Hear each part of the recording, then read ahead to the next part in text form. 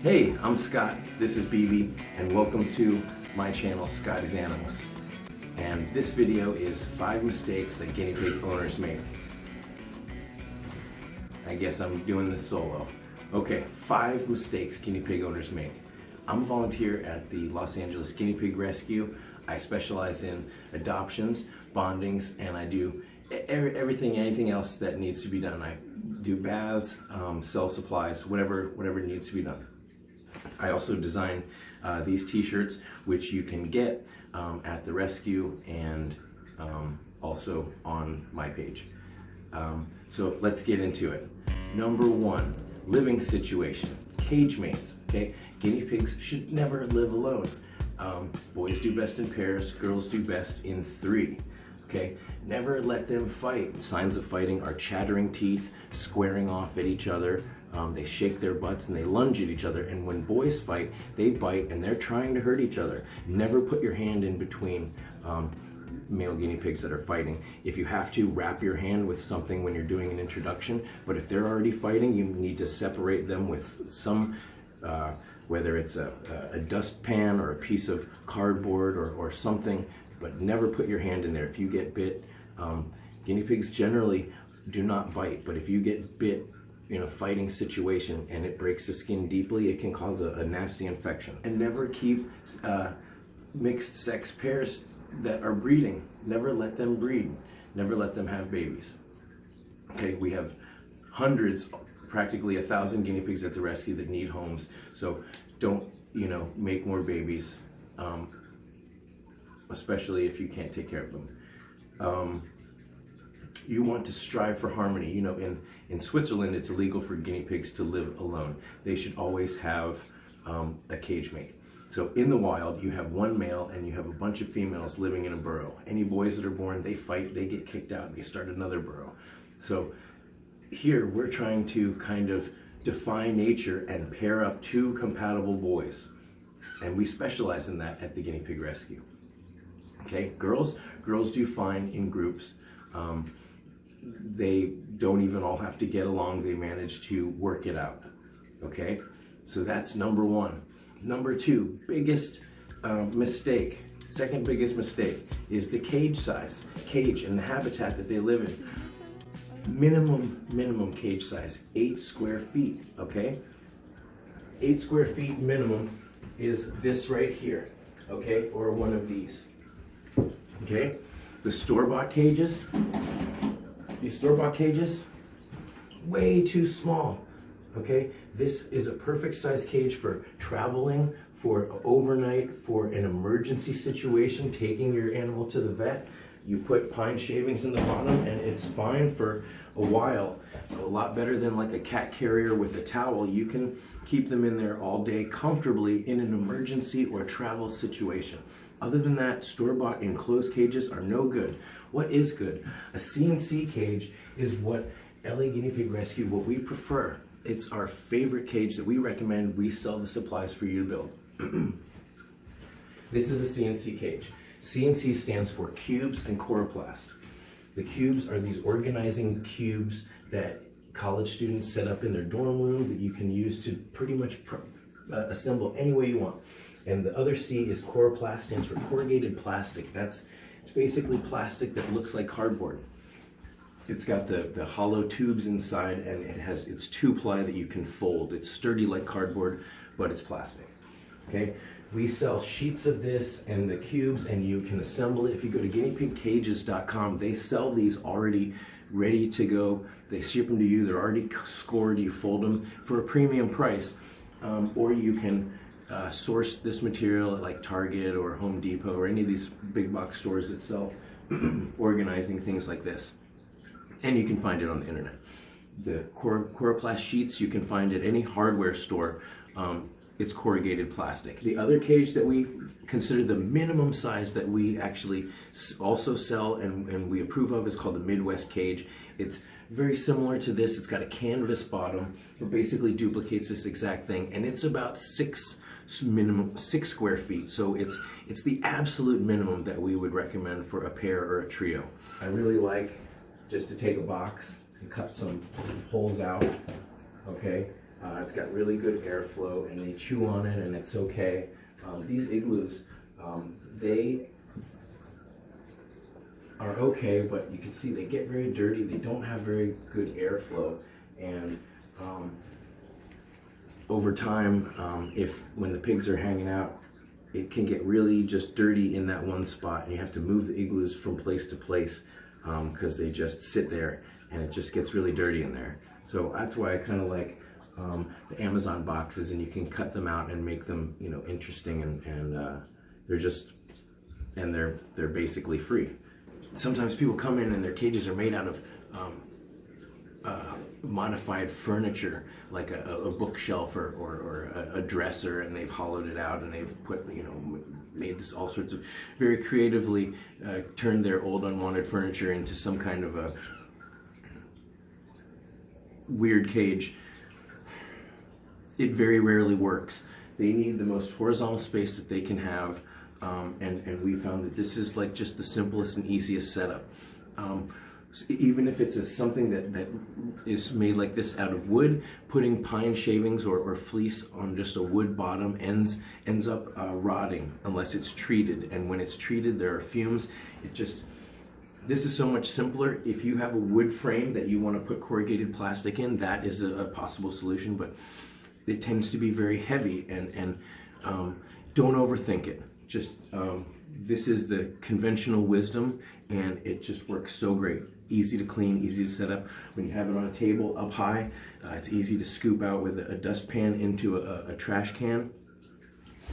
I have a trash can like this, and I just have a big trash bag, and I just put it in there, I scoop, and I'm done quickly. I can clean this whole room in about an hour. Okay, let's move on. Let's try to, let's talk about bedding. I love pine shavings. Kiln-dried pine shavings that are designed for animal bedding works great. There's also paper bedding like Carefresh. Sometimes they sell a mixture of both. People use fleece or old towels and things like that. I found that fabric bedding that you have to wash and reuse tends to get very messy and dirty. We have volunteers that swear by fleece, and they have a system for making it work.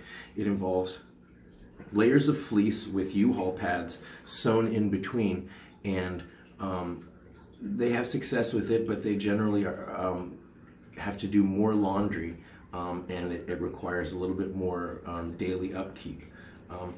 My suggestion to people is always, whatever bedding solution you have in mind, you should try it and have a go with it.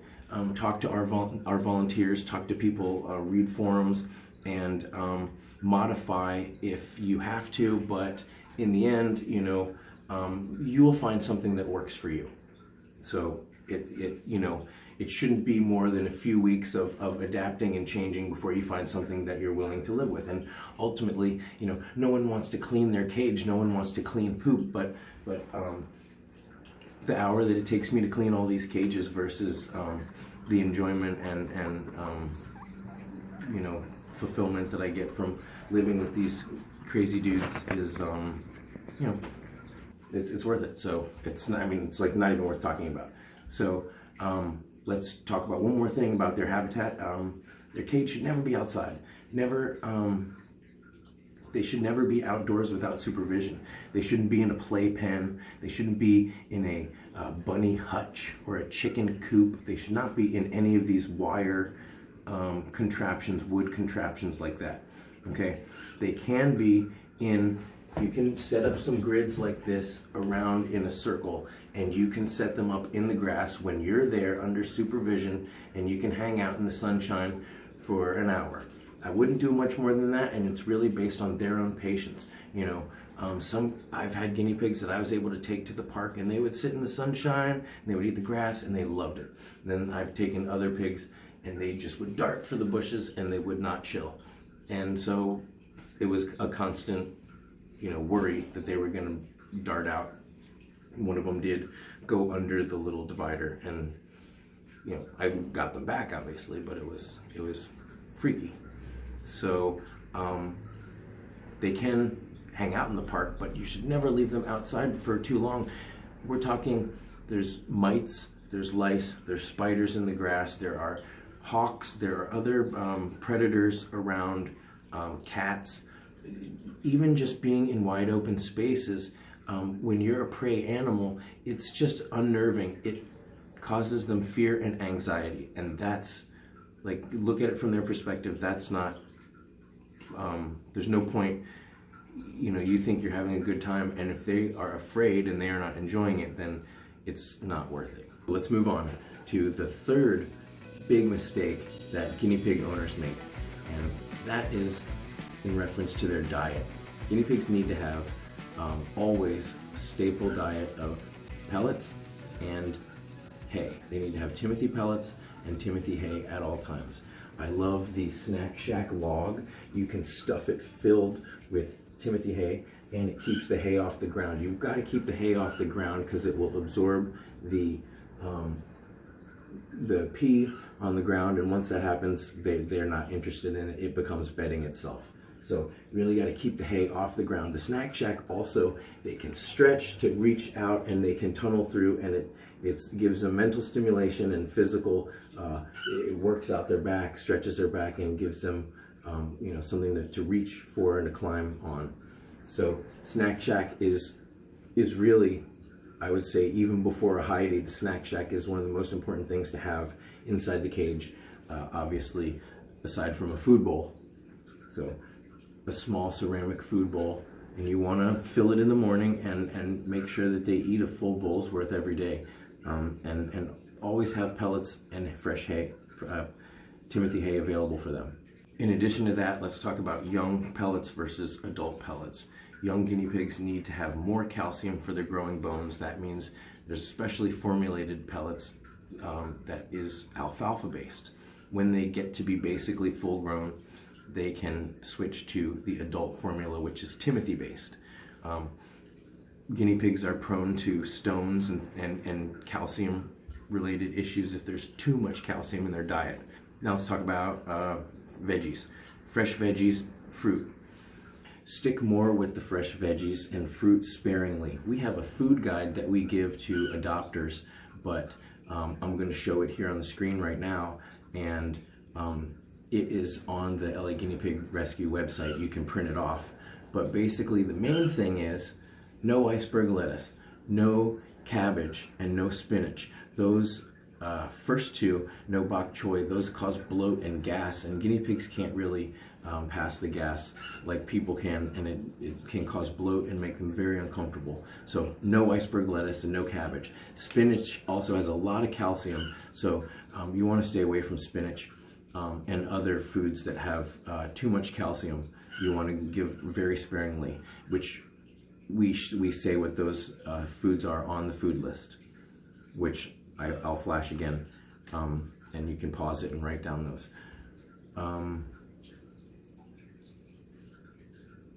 Fruit, like oranges and apples, are okay, but sparingly. They have too much acid, and it can cause sores on their lip. And it's got a lot of sugar. So you want to give fruit in very small amounts as a treat, but really they love veggies even more. Great fresh veggies are red leaf, green leaf lettuce, cilantro, cucumbers, green peppers. All those are good, and you want to do this within moderation. A good amount might be a big piece of lettuce and a little piece of pepper and you know, a piece of cucumber, and that's for the whole day, and you could split that up among, you know, 2 or 3 feedings. So a piece of lettuce in the morning, you know, a slice of cucumber, you know, in the afternoon, and a piece of green pepper at night. You know, you don't want to give them too much. If you find that they are having soft poops, you know, their poops should almost look like their guinea pig food. It should be a solid, hard, firm poop. If their poops get squishy or soft, or they step on them and get smushed in their feet, then you're giving them too much fresh veggies, and you need to cut back. So not too much veggies. You can give them veggies 10 times a day if you just want to give them a little bite here or there, and you can give them as much as you can afford until you start seeing that it's soft poops. So as I said, a good amount would be a piece of lettuce, a little piece of pepper, and a cucumber, or a bunch of cilantro, and then, you know, a section of orange and a baby carrot. But remember, fruit and carrots also have a lot of sugar. So you wanna, don't give carrots every day. Don't give fruit every day. If you're concerned with vitamin C, green pepper has a lot of vitamin C. So it's a really great option. And also, while we're talking about vitamin C, guinea pigs and people don't produce vitamin C on their own. So they need to be supplemented. We recommend not putting vitamin C in the water. Do not put vitamin C in the water. People say that all the time. They're putting vitamin C in the water. Don't do that. What that does is it makes it so that the water tastes weird, and you can't control how much vitamin C they're getting when you do that, because you can't control how much water they drink every day. And the vitamin C is going to dilute, and it's going to become less effective over the days that it sits in the water. If you want to give vitamin C, and we encourage that you give vitamin C to your guinea pigs every day, and online there's a discussion about how much. They're saying the average guinea pig needs from 10 to 30 milligrams or as much as 50 milligrams of vitamin C a day. And at the LA Guinea Pig Rescue, we recommend 50 milligrams, 1 full cc of Child Life liquid vitamin C. That's what this is. And here, I'm gonna show you what that's like. Who wants vitamin C? Come on. Everybody loves their vitamin C. Come on. Come on, Tito. So once you give them vitamin C, they should be lining up for it. And every day. Now, this is a great way to get your pigs to trust you and to pay attention to you. And also it's a great way to get them used to taking medicine from a syringe. Come on, Timmy. Come on, Timmy. Timmy, come on out. Come on, Tim. Come on. Come on. Up, up. Timmy, up, up. Come on. Timmy, it's here. Come on. Come on up here. Take it up. Up here. Come on. Stretch your legs. And I really like for them to stretch their leg. Climb up here. Come on. Good. Good. See, they will pull the syringe from your hand if you don't hold it firmly because they love it that much. Good. That's what you get. Okay. Here, Billy. Here's your vitamin C. And Mike just thinks it's a little too sour sometimes. He was liking it very well, but lately he hasn't liked it as much. Oh, come here. Come here. Right, Mike? Come on. See? But it's that easy. No, he's loving it today. It's just that easy. Okay, there you go. So, 1 full syringe of Child Life liquid vitamin C. We sell this at the rescue, but you can get it at Vitamin Shop and anywhere online. That's what this stuff is. And just 1 full cc or 1 milliliter, okay? And the way that works out is 1 milliliter is 50 milligrams for this. So babies would get half, and that is an appropriate amount. But there's still some debate on the internet about exactly whether it's 30 milligrams or 50 milligrams, but there is a consensus that says that within moderation, you can't give too much vitamin C. You obviously wouldn't want to give 1 guinea pig the whole bottle in 1 sitting. That would be way too much. But you can give them 1 full cc, and that I have found that all my guinea pigs, they just look so healthy and strong, and I've really seen an improvement in just an overall sense of well-being when I've kept up the consistent vitamin C. It increases the interaction. They love the vitamin C and they beg for it every day. So they come up, you know, and it just has increased and improved our relationship. So vitamin C, highly recommend it. And I think that is pretty much summarizes the big mistakes that people make with the diet. Okay, let's talk about number 4, the 4th biggest mistake that guinea pig owners make.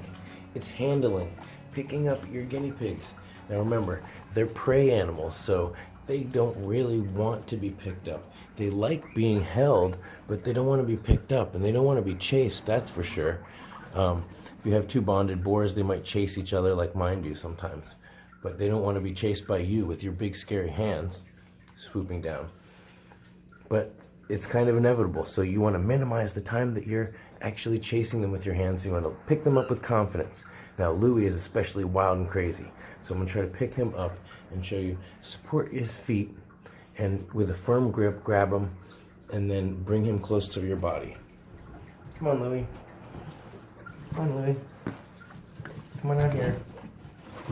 There you go. So I'm supporting his feet, and see how he got so much calmer? Come on. But with a firm grip, I'm bringing him close to my body. Bringing him close to my body. Right? Great. The same way, here's a trick for the birds flying around. Here's a trick for returning them. I've got him supporting his feet and firmly holding him close to my body.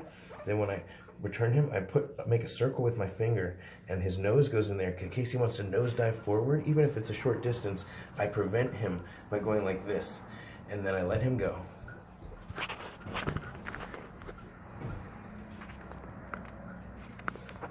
So, another way to do it, another easy way to support your guinea pig when you're picking them up is if you have a towel or a blanket or a fleece of some kind, okay, like this. So I can pick up Timmy over here. Come on, Timmy. Timmy's a lot easier to pick up, but I pick him up, but he's squirmy and he's a nibbler. So I can wrap him in a little towel, right, like this.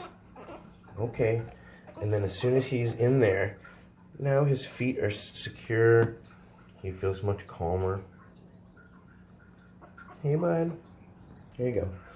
So see, now I can hold him like this, and his feet are supported, and also in 15 minutes he won't pee on me. He'll pee on here, and I'll start to feel it, but it won't get my shirt wet.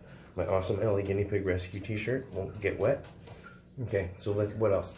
So they also make pre-sewn cuddle sacks that you can put your pigs in, and they're made out of fleece, and you can just toss them in the washer when they inevitably get peed in. But you could just use a towel, and this is really awesome for lap time. And you want to hang out with your pigs every day, or as frequently as you can. But you hanging out with them is not a substitute for them having a buddy. They have to they have to have a bonded buddy. Thanks, Timmy. Okay, let's talk about taming. If you want to tame your guinea pigs, if you want to get them to be comfortable with you, then you have to pick them up every day, and you want to bribe them with food. Food equals love. Okay, so you have a routine in the morning. You're filling up their food bowls, you're filling up their logs with hay. They start to associate your presence with food. They start to associate your presence with fun things. In the morning when you're filling up the hay log, they should be popcorning and running around and excited, and they're waiting for the vitamin C, right? They're anticipating the vitamin C, and then you give them some fresh veggies, right? So it's like all in the morning, every morning, as soon as they see you, you're filling up their food bowl and their hay and giving them fresh veggies and vitamin C, right? And you're picking them up and you're scratching their noses, right?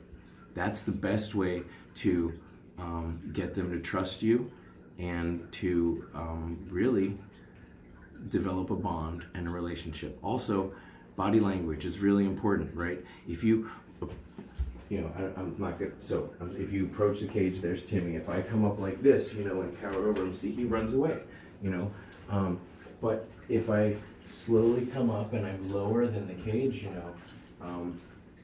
hey guys, and I'm gentle and I'm not overbearing and scary, then they'll trust you.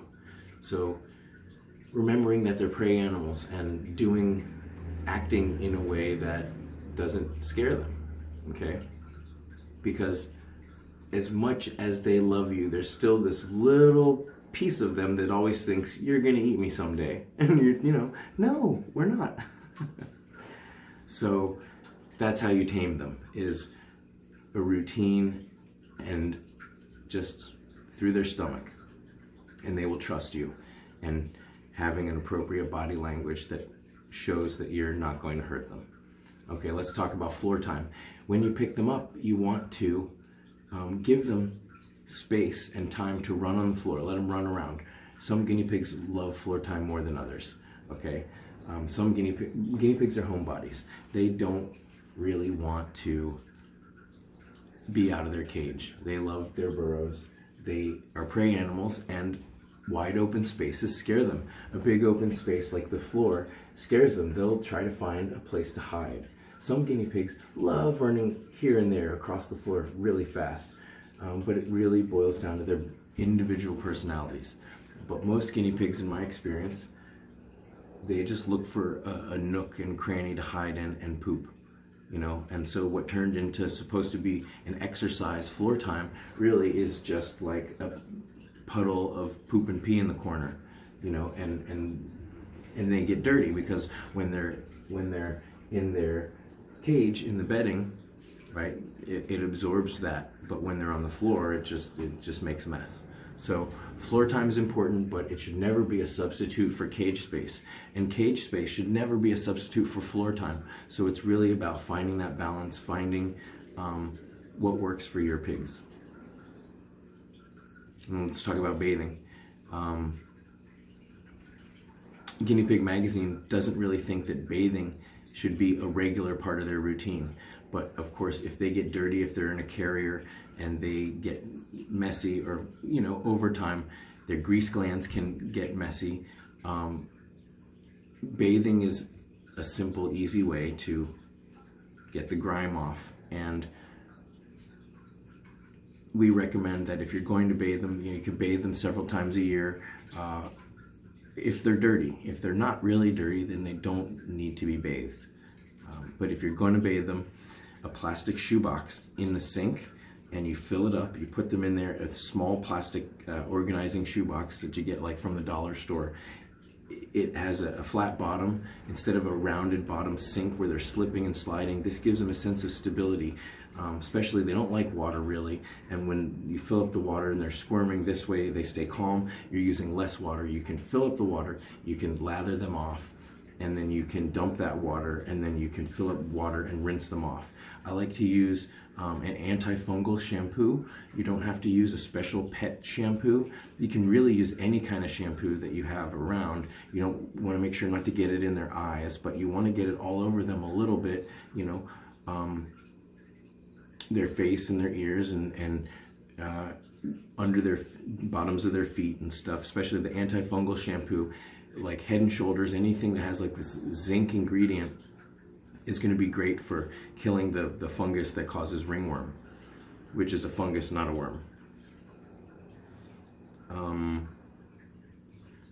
So shampoo, conditioner, and then you want to blow dry. Make sure they're completely dry. If you don't have access to a blow dryer, a big towel, you put them on the towel, let them get the water absorb in the towel, and you just move them to another dry spot a couple times, and after about 30 minutes they'll be dry. A blow dryer with the conditioner makes their hair really soft and fluffy and smells really good. So if you have a blow dryer, I recommend making sure that they are 98% dry, or 100% dry, depending. If it's a hot day, you don't have to dry them all the way off, but if it's kind of cold, if it's a cold season where you are, they've got to be 100% dry. It's not good to give them a bath and let them be damp and dry off. Okay. So as far as big mistakes on handling, that's it. Picking them up confidently, carefully, supporting them every day, and really interacting with them. That's going to be how you develop a bond, with your guinea pigs. Let's talk about the fifth mistake that guinea pig owners make is about their health and illness. Okay, this goes back, it's like a broken record. Guinea pigs are prey animals, okay? They hide their illness. Guinea pigs in the wild, you know, predators, they look for the weakest ones. And so guinea pigs, they hide their illness, right? They don't want to be singled out. Usually by the time you see obvious signs of illness, like coughing or they're really, you know, their body, they're like, you know, looking ill, it's too late. The best way to catch an illness early is to pick them up and interact with them every day, okay? When you get to know them and you get to know their personalities, you will see subtle changes in their behavior, okay? You want to look for signs of difference, of changes in their behavior. Guinea pigs are very tough. They respond very well to treatment and care, but if signs of illness aren't caught early, then they really go down hard. So subtle signs of illness are like they're lethargic, they're not as active as they normally are, okay? There's changes in their behavior. They aren't eating as much or at all. They're not interested in food. They start to eat but they don't finish it when they normally would. Their eyes and their nose are crusty, weepy, like there's you know, tears, okay, or crust or wet noses. Their breathing is obviously labored, or if it sounds weird when they breathe, if you hear like a crinkling sound or difficult breathing sounds, okay, those are all signs that there's something going on. Another thing, when you pick your guinea pigs every day, if you pick them up every day, then you can feel if there's a lump or a bite or a scratch, or if one of their eyes is puffy or sunken in, or you know, they have got a bite on it or something, or their teeth, there's a broken tooth, or their teeth are overgrown. Just being aware of what state their teeth are in is very important, because obviously they need their teeth to eat, and they have such high metabolisms that even going for a few days without eating regularly can really cause harm to them. So also their feet, they're something called bumblefoot, but in general the pads of their feet, are they swollen? Are their nails growing properly? Are their nails too long? Neglected nails can often split or can cause all sorts of other problems with the fingers themselves. So biggest mistake that people make in keeping their pigs healthy is they ignore the guinea pigs, or they ignore the signs of illness that they see. And I'm guilty of that as well. You know, a long time ago I had a guinea pig that had very runny eyes, and I didn't know that that was a sign of a respiratory infection. Okay, so the best thing that you can do is always be learning about them, always be paying attention to them. Have a community of people that also are learning and sharing information, and always testing assumptions, right? You know, I am proud of you for watching this video. You know, you're someone that sees a video that says 5 mistakes guinea pigs owners are making, and you say, I hope I'm not making those mistakes. And if you've watched this video and you are doing everything right, then bravo, congratulations. Comment, share this video, and you know, I'd love to hear your experience, because this is how all of their lives are going to improve, is the more we learn and the more we take the time to educate ourselves and to, you know, really form this community and to share this information. That's been the 5 mistakes guinea pig owners make. And don't forget to like this video, subscribe to the channel, subscribe to the Los Angeles Guinea Pig Rescue channel. We're making crazy videos behind the scenes at the rescue. Help us to get to 1,000 subscribers. Baby, what are you doing?